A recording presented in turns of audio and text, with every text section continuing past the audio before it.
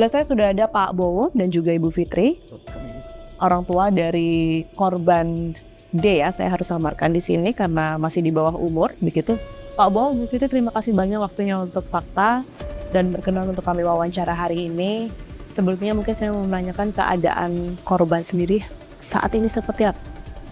Anak saya, Bu, kalau secara fisik memang alhamdulillah sehat, biasa, tapi secara mentalnya cukup terganggu semenjak ada rame-rame ini. Anak saya bingung, kenapa banyak orang, kenapa saya dibawa ke sana, kenapa saya dibawa ke sini, terus kenapa saya tidak sekolah. Saya sempat sampaikan tanggal merah nak libur, tapi dia buka HP, tidak merah ibu di HP, kenapa saya tidak sekolah, seperti itu. Keputusan tidak sekolah itu? Keputusan tidak sekolah itu semenjak keluarnya surat keputusan dari PGRI Kecamatan Baito, Ibu. Yang ini salah satunya siswa yang bermasalah dan menjadi saksi dikembalikan kepada orang tua masing-masing atau dikeluarkan. Izin saya tunjukkan ke kamera ya, Bu ya. Oke, ini jadi PGRI dari Kecamatan Baito ini mengirimkan langsung ke Bapak Ibu atau melalui siapa? Surat ini dikirim ke grup sekolah, ke semua, kemudian ini ditujukan ke tembusan ke Polsek, Pak ya. Yes. Polsek. Okay. Iya, ke kantor-kantor. Jadi di sini ada 3 poin ya. Yang pertama adalah mereka menyatakan mogok belajar untuk tingkat sekolah TK, SD, SMP di Kecamatan Baito gitu, mulai tanggal 21 Oktober ya Bu ya. Yes. Sampai ada keputusan minimal penangguhan penahanan. Poin kedua ini siswa yang bermasalah dan menjadi saksi dikembalikan kepada orang tua masing-masing atau dikeluarkan, dan sekolah sekecamatan Baito ini tidak boleh ada yang menerima siswa tersebut. Jadi karena poin kedua ini? Iya. Jadi kan kami merasa ada penolakan luar biasa dari PGRI ini kecamatan. Oke. Pak Bowo, mungkin saya ke Bapak. Pertama kali ya, orang tua, mungkin Pak Bowo sendiri menerima informasi dari korban bahwa ia sudah mengalami kekerasan di sekolah. Ini seperti apa awal mulanya? Saya bukan menerima informasi. Anak ini tidak pernah memberikan informasi kepada orang tuanya bahwa sudah terjadi itu. Hanya di hari Jumat itu, pada saat saya mau mandikan untuk berangkat sholat Jumat, disitulah baru saya ketahui bahwa ada bekas luka di paha belakangnya. Mohon maaf Pak, mungkin bisa dijelaskan itu lukanya luka lebam kah? Atau seperti apa Pak Bowo? Nah, pada saat saya dapat itu Bu, luka satu garis lurus itu ada yang bagian ujung itu masih bengkak berair itu. Yang saya duga kemungkinan besar itu bekas pukulan atau sejenis. Bapak pada saat itu menduga atau sang anak ini sebenarnya sudah pernah bercerita terlebih dahulu bahwa sempat mungkin dipukul dan lain sebagainya? Anak tidak pernah cerita. Nggak pernah sama sekali ya? Oke, sampai pada akhirnya Bapak sempat tanyakan itu? Akhirnya setelah saya dapatkan itu, saya panggil ibunya. Kata ibunya, coba tanya anakmu. Anakmu ini sudah dipukul orang. Tanya dengan jelas. Akhirnya ibunya yang bertanya. Ibu akhirnya yang bertanya ya? Didampingi Bapak juga berarti? Oke, gimana waktu itu Bu? Kan pada waktu itu kan mandi, sholat Jumat mandi, terus karena saya desak, dia cuma menangis, dia hanya menangis, tidak bisa bicara. Saya lanjutkan pakaikan baju, kemudian saya dudukkan di atas meja di kamar, saya di depannya, saya tanyakan, kan saya panggilnya Mas ya, kembar Mas. Saya bilang, Mas, sayang enggak sama ibu? Iya, sayang ibu. Mas senang kali lihat kalau ibu sedih? Tidak. Kalau memang Mas sayang sama ibu, coba ceritakan betul-betul kenapa luka di pahanya Mas ini kenapa. Di situ dengan sambil menangis dia sampaikan, aku dipukul mamanya Alfa, Bu Supri. Iya, kenapa kamu dipukul? Aku tidak selesai menulis. Dipukul pakai apa? Pakai sapu. Itu dikonfirmasi nama yang lain, lain atau temannya atau ininya, dia bertahan di satu nama itu. Satu nama. Saya apa guru ini mungkin? Bukan. Apa teman ini? Tidak. Terus saya tanya, siapa teman-temanmu yang masih ada yang kira-kira lihat pada saat kejadian? Dia sebutlah beberapa nama. Mohon maaf, sebelum saya meneruskan ya, itu kan artinya di hari Jumat itu tanggal 26 betul ya? Nah kan informasinya kejadian di tanggal 24 Pak Bowo. di tanggal 24 sore malam mungkin ya, atau di tanggal 25-nya, itu Bapak Ibu belum tahu ada luka di situ atau seperti apa? Karena ini kan ada jeda 2 hari ya, baru setelah itu orang tua mengetahui. Anak saya sembunyikan memang, dia tidak sampaikan ke saya. Jadi wacana di luar yang mengatakan bahwa anak saya melapor itu tidak benar. Kami sore itu, saya memandikan sore, saya mau gosok belakangnya, dia sempat berjingkit gitu, sakitan. Jangan keras-keras Bu. Saya bilang, kenapa ini digosok biar bersih? Saya gosok. Dia lari, jangan keras-keras, sakit. Saya siram badannya, saya perhatikan ada bekas merah kehitaman gitu kan. Saya tanya, kenapa ini? Dia menghindar ya. Enggak apa-apa. Enggak apa-apa bagaimana? Bekasnya ada, ini bekas kenapa? Pada saat itu dia sampaikan, aku jatuh sama papa. Pada saat itu bapaknya tidak di rumah, masih di kantor, jadi oke lah nanti bapaknya pulang saya konfirmasi. Nah, begitu besoknya itulah di hari Jumat itu dimandikan, mau sholat Jumat, dan itulah yang bapaknya yakin ini bukan luka jatuh. Jadi itulah yang tadi sempat disebutkan ya, bahwa ada statement jatuh bersama papa ya. Itu kan juga sempat beredar juga ya Bu ya, bahwa korban ini sempat menyebut bahwa awalnya sempat bilangnya jatuh di sawah gitu ya, tapi ternyata Ibu yakin betul bahwa itu nggak jatuh di sawah? Bekas lukanya tidak jatuh, makanya saya juga curiga, saya tidak yakin karena dia sebut saya jatuh sama papa karena memang sering pergi sama papa. Itu lukanya segaris di kedua paha, segaris begitu, lecet, kemerahan, dan ada bagian yang memar juga ada? Ada ya, ada. Dan itu bagian ujung.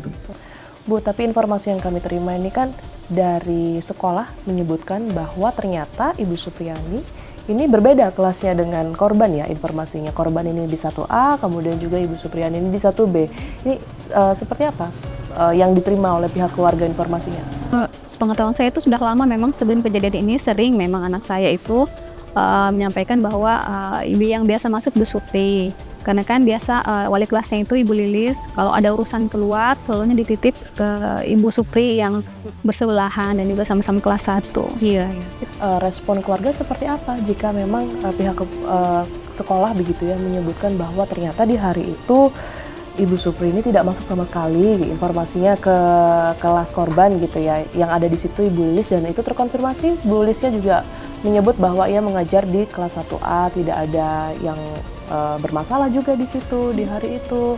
Karena ya kalau misalnya pun ada yang bermasalah pasti satu sekolah mengetahui, sementara di hari itu tidak. Respon dari Bapak Ibu sendiri seperti apa? Ya,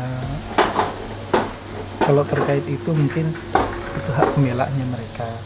Yang jelas kami dari awal hanya mau mencarikan keadilan buat anak-anak. Kalau memang anak-anak ini mendapat perlakuan yang seperti itu, Mbok Yo legowo mengakui dan legowo juga menyampaikan bahwa memang perlakuan itu dilakukan. Itu awal memang yang kami minta. Mohon maaf, pada saat itu mediasinya sudah berapa kali dilakukan, Pak Bowo? Mereka berupaya bertemu itu dengan Pak Desa, dengan Pak KS tadi itu awal mula datang.